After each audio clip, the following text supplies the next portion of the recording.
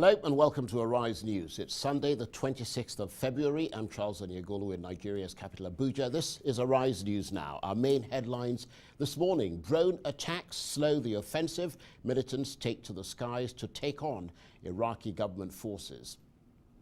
Looking death in the face, Zimbabwean President Robert Mugabe addresses his own mortality. And barred from attending the Oscars, one nominee is refused entry to the United States.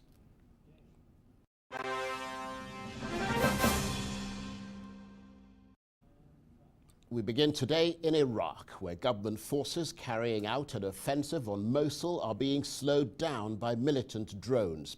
The troops are slowly taking ground from the so-called Islamic State. They've recaptured the airport and are pushing deeper into the western part of Iraq's second city. This is day 8 of the battle to recapture western Mosul. The operation is being disrupted by drones controlled by IS fighters, which sometimes swarm in groups of up to 5. The drones drop hand grenades or artillery shells, and in a video released by IS appear to score a direct hit on an Iraqi armored personnel carrier.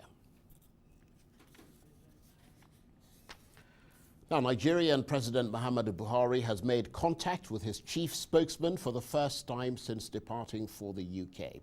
Femi Adesina, the special advisor on media and publicity to President Buhari, took to Twitter to disclose details of his short conversation. Mr. Adesina has consistently defended the official position that his boss is hale and hearty.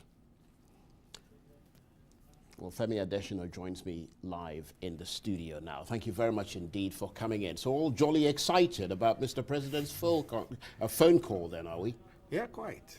It was nice to hear from him after about 5 weeks. Well, I have to say you look rather cheery this morning, but what exactly did he say to you, and are you at liberty to make all of it public? Yes, I virtually did on my Facebook wall yesterday. His call came in, and I really quite was excited, and I screamed, "Mr. President!" Who's that on the other line? Could that be you? So, Mr. President, very, very nice to hear from you. How are you doing, sir? And he said he was well, but that he needed to still have some more rest. Yes, somebody who knows his voice, because I speak with him quite a while, so I know the voice. There's just a tinge. Very, very slight. Sounded a bit thin. Yes, yeah. A bit thin. Otherwise, it's the same person. I mean, your critics would say that that phone call still doesn't tell us anything, really, does it? I mean, it doesn't tell us how long he's going to be away or when he's coming back. It doesn't tell us why he's been away for so long, and it doesn't tell us what ails him. So his absence is essentially still wrapped in obfuscation. Well, you call them critics. You know, critics will always criticize. They will try to find your soft underbelly to stick a pin to, if possible. So once they are critics and you know they are critics, you just either accept what they have said and take it in your strides, or if you want to respond to them. But for me, I'd rather take it in my strides and move on. But you obviously didn't ask him, well, you know, when are you coming home, Mr. President? No, I didn't, because I didn't have to. The letter he communicated to the National Assembly had said he would be away till his doctors rule out certain Well, that's things. Indefinite. Well, indefinite will come to an end one day. I like that. No, but the Twitterati, and of course, you know, Nigeria has a rather large Twitter following. They're tweeting, many of them seem rather angry that the president called Nigerians who were questioning his absence mischief makers. He didn't call the generality of Nigerians mischief makers. The only people who should be angry are those whose parents named mischief makers. If your parents didn't name you mischief makers, you have no right to be angry at that. But if you accept that that is your name, then you can be angry. But are you able to enlighten us any further, based on this phone call that you received, about why the president has been away for so long? I mean, you mentioned that he needed more time to rest. He can rest in Nigeria, can't he? I mean, why does he have to rest in the UK? You know, it's a man's choice where he decides to rest. And since he has picked the UK, it's his choice, really. In the meantime, of course, Nigeria is on the boil diplomatically with countries like South Africa.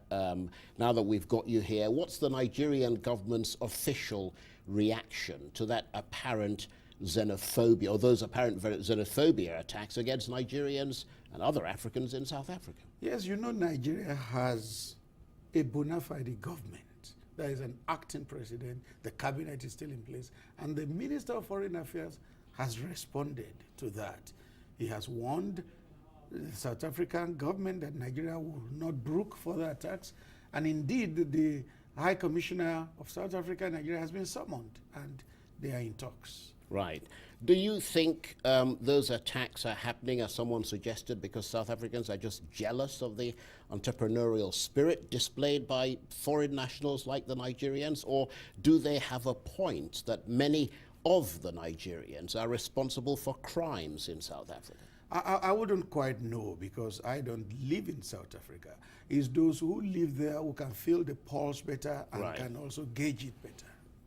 Your final word then on President Buhari and his phone call to you. Yes, my final word is that the president sounded quite fine, and I believe he's going to be a lot finer, and quite soon as practicable, he will be back home Well, to continue. quite soon was what you said to me a month and a half ago. And considering that time is endless and is a continuum, any portion of it, they Well, can be described I can tell you this, Femi Adesina is not a man to be trifled with when it comes to the use of the spoken word. Femi Adesina, President Buhari's special advisor on media, thank you very much indeed. Thank you. Now, the president of Zimbabwe, Robert Mugabe, has spoken about the prospect of his own death during birthday celebrations. The long-standing president marked his 93rd birthday with a lavish party. Although he spoke about his own mortality, he shows no sign of stepping down. Mugabe, who is increasingly frail, paused for lengthy periods and mumbled at times as he spoke for more than an hour. It's not always to predict that although you are alive this year, you will be alive next year. It doesn't matter how healthy you might feel, but the decision that you continue to live and to enjoy life is that of the one personality we all call the Almighty God. Now, a man has died and 2 other people have been hurt after a man drove into a pedestrian area in Germany. The attacker was shot by police and arrested after a brief standoff when he fled the scene in the city of Heidelberg. The suspect was armed with a knife, but his motives are unclear. Police say there's no indication that this was a terrorist attack. In December, an Islamist attacker drove a lorry into a Berlin Christmas market, killing 12 people and injuring 49. Meanwhile, 28 people have been injured after a pickup truck plowed into a crowd in the U.S. city of New Orleans. Mardi Gras celebrations were taking place when the vehicle hit revelers. Police say 1 person is in custody on suspicion of driving whilst intoxicated. Terrorism is not suspected. Staying in the U.S., and Donald Trump has announced he will not attend the White House Correspondents Association dinner in April. This is the first time in nearly a century that a sitting president hasn't attended the event. Former President Barack Obama was famously a hit during the dinners he hosted, even taunting Trump in 2011 about the prospect of a presidential run. Mr. Trump said he would not attend a day after the White House excluded several major broadcasters and newspapers from a press briefing.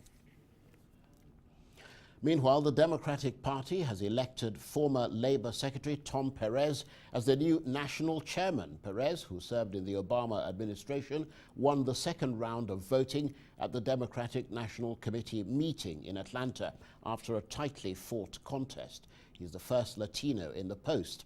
Perez told his party they faced a crisis of confidence after the election of Donald Trump, who he described as the worst president in U.S. history. The first English language library is opening in Gaza. The founder, Musab Abu Toha, has spent years using books as an escape from the conflict surrounding him. He dreams of traveling but is effectively trapped by Israeli and Egyptian restrictions. Instead, Abu Toha says freedom begins when you free the mind. The 24-year-old is asking people to send books in English, old or new. When I opened the library, I wanted to create a space in which you could communicate with the outside world, with foreigners, for instance, in the United States or Great Britain or other foreign countries. I wanted to facilitate cultural communication, communication through the media, social exchanges, and various types of experiences. Time for a short break now, but do stay with us. We'll be right back with all the business news. Plus, Oscar fever gathers momentum ahead of tonight's awards. We bring you live coverage of all the red carpet moments from our team in Los Angeles.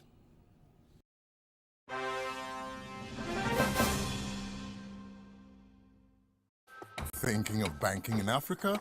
Then think Zenith, one of the biggest in Nigeria, with assets over $16 billion, listed among the 20 most influential brands in the world, and winner of Best Bank in Corporate Governance.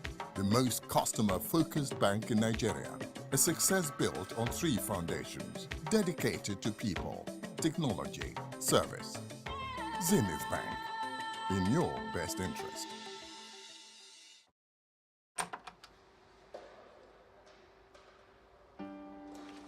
There is nothing as symbolic as a door. It shuts to protect you and opens to give you much more. Everyone wants to succeed, not just count pennies. When life gets tough, I remember a few things. Difficulty and struggles are part of what life brings. Your strength comes from the support around you. A true friend believes in what you do, there to hold your hand through any weather. I found my partner, and we walked through doors together. Diamond, your bank.